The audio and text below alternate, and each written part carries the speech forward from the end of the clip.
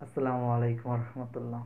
একদিন একটি রাজা তার তিন মন্ত্রীকে ডাকলেন এবং তার এই তিন মন্ত্রীকে তিনটি খালি বস্তা দিয়ে বললেন, তোমরা তিনজন জঙ্গলে যাও এবং জঙ্গলে গিয়ে এই বস্তাগুলো ফল দিয়ে পূর্ণ করে নিয়ে আসো। তো তারা তিনজন রাজার কথা মতো জঙ্গলে চলে গেলেন। তাদের মধ্যে যে প্রথম মন্ত্রীটি ছিল, সে চিন্তা করলো রাজা বলেছে, তাই সে সমস্ত বস্তা সম্পূর্ণভাবে ভালো ফল দিয়ে পূর্ণ করে নিয়ে আসলো। এবং দ্বিতীয় যে মন্ত্রীটি ছিল, সে চিন্তা করলো রাজা কি আর সম্পূর্ণ বস্তা দেখবেন, তাই সে বস্তার নিচের অংশে পচা ফল দিয়ে পূর্ণ করলো এবং উপরের অংশে ভালো ফল দিয়ে পূর্ণ করে নিয়ে আসলো।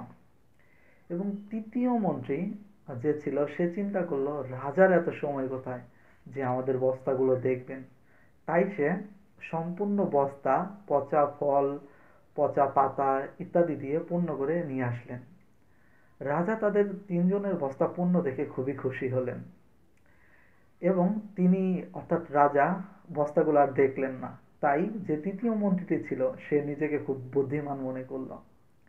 একটু পর রাজা তার সিপাহীদের বলল যে এই তিনজন মন্ত্রীকে তাদের বস্তা ফলের বস্তা সহ তাদের তিনজনকে আলাদা আলাদা কারাগারে রাখা হোক 7 দিনের জন্য, এবং এই 7 দিন তাদের কোনো প্রকার খাবার দেয়া হবে না। রাজার কথা মতো সেফাইগুলো তিনজন মন্ত্রীকে তিনটি আলাদা আলাদা কারাগারে রাখলেন এবং 7 দিন কোনো খাবার তাদের দিলেন না। এখানে যে প্রথম মন্ত্রী যে ছিলেন, তার বস্তায় তো সম্পূর্ণভাবে ভালো ফল দিয়ে পূর্ণ ছিল, তাই সে এই 7 দিন ভালোভাবে তার এই ফলগুলো খেয়ে কাটিয়ে দিতে পারলেন। দ্বিতীয় যে মন্ত্রী ছিল, তার বস্তার উপরই ভাগে কিছু ভালো ফল ছিল, তাই সে এই ভালো ফলগুলো খেয়ে 2 দিন ভালোভাবে কাটিয়ে দিতে পারলো। এবং পরে সে পচা ফল খেয়ে কাটিয়ে দেওয়ার চেষ্টা করেছিল, কিন্তু সে অসুস্থ হয়ে পড়ে। এবং তৃতীয় যে মন্ত্রী ছিল, তার বস্তায় কোনো ভালো ফল ছিল না, তাই সে আহ, এই 7 দিন না খেতে পেরে কারাগারে মারা যায়।